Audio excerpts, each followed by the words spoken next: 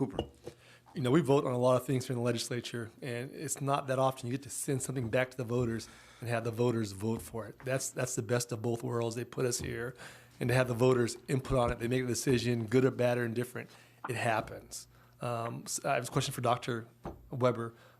We get a lot of folks from the API community call in. Who does this benefit in the API community? The interesting thing is that when you look at the history of, and it's hard to talk with this thing on, when you look at the history of Prop 209, there was a lot of misinformation put out about how it was going to hurt the Asian community in terms of enrollment in universities. And all of the data, the material we gave you showed that it did not. And in fact, Asians did better under affirmative action than they did under Prop 209. The Prop 209 was sold as something that was going to deal with, and people thought, the university. And what it did was it decimated really black businesses, women-owned businesses, and contracting in the state. We saw contracting in San Diego go from 40% that were women and minorities down to 1% and 2% as it is today. And so what happened was we were sold a bill of goods about it. The universities decided themselves, and they have worked very hard over the last few years, that diversity is necessary for California to be successful. And as a result of that, they have devised numerous ways to try to get a diverse student population. We still lag behind in some areas in terms of the population, but they work very hard to make sure they try to get folks in. But Asians they're not benefiting from Prop 209.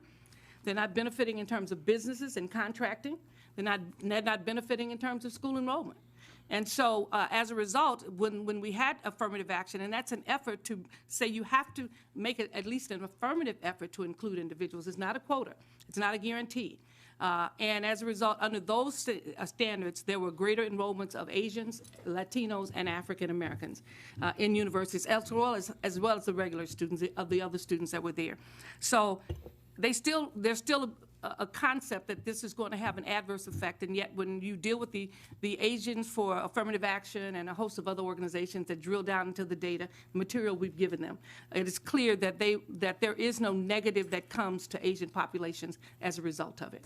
African Americans fight hard for this particular opportunity of affirmative action, and interestingly enough, we are the least to benefit from it in terms of when you look at the data and the information. Yet we fight for it, because we know it's right, and we know what happens when we don't have an opportunity for folks to be successful. Most of you got the Boston Globe article concerning COVID, and we're talking about COVID now.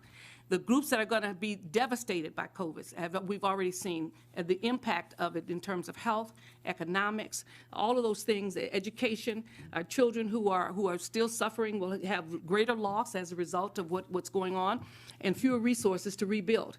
Our businesses are going to be decimated because our people are the last ones who get loans from banks and opportunities to stabilize their businesses. And without government contracts for business, it's difficult to stabilize a business.